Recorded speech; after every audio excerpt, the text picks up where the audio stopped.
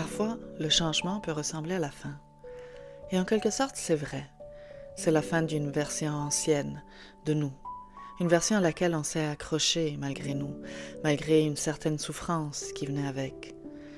Car cette souffrance, on la connaissait. Elle était familière, proche. Le fait qu'elle était douloureuse, ça changeait rien.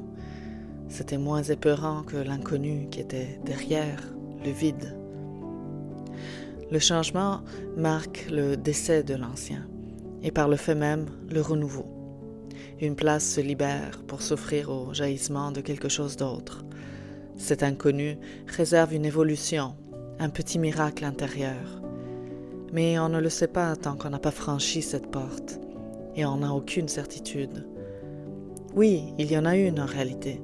Si on fait ce pas vers une vie plus élevée, et que ça ne fonctionne pas, ça nous mènera quand même à une prochaine étape.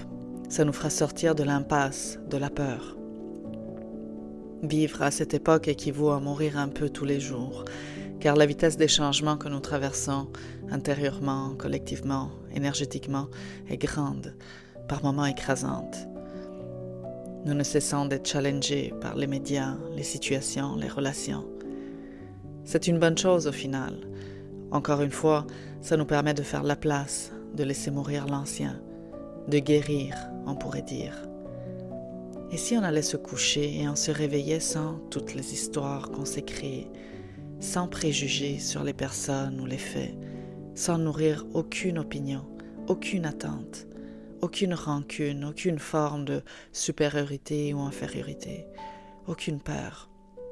Juste une plaine immaculée prête à se faire arpenter.